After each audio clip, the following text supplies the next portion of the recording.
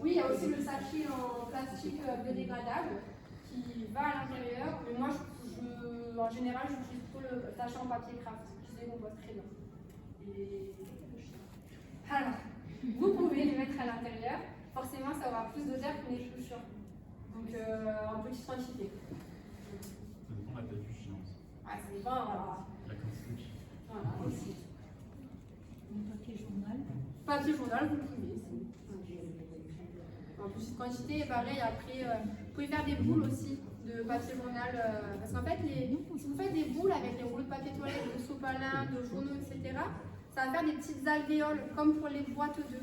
Et ça va apporter de l'air dans le composteur. La cendre aussi, vous pouvez la mettre en petite quantité. D'ailleurs, vous pouvez la mettre directement au jardin, hein, c'est plein de nutriments pour les plantes. Ou en petite quantité dans le composteur. Ne mettez pas un gros tas de cendre, parce qu'après, avec l'eau, sinon ça coagule et ça fait un bloc. Est-ce que vous avez des questions? Il n'y a pas de trappe pour récupérer. La mieux qu'une trappe. Mais je vais vous expliquer. D'abord, juste, est-ce que vous avez des questions sur les déchets que l'on met à l'intérieur? C'est tout bon pour tout le monde? Le délai de prise de Voilà, je vous en parle. J'y reviens après. Oui? Sur les restes de nourriture. Oui. Tout. Ouais, tout. Alors juste, ne mettez pas un seau d'huile à l'intérieur. Mais oui, non, tout ce qui est reste de nourriture, vous pouvez mettre à l'intérieur. Ouais.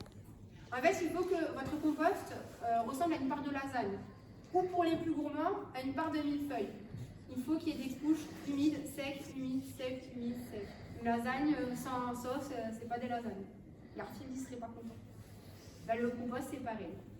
Voilà, il y a juste ça, c'est la règle principale à connaître.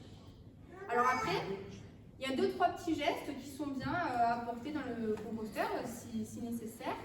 Il y a la règle de l'air et l'eau aussi. L'air, vous allez l'apporter avec la technique flemmard, c'est-à-dire celle dont je viens de vous parler, avec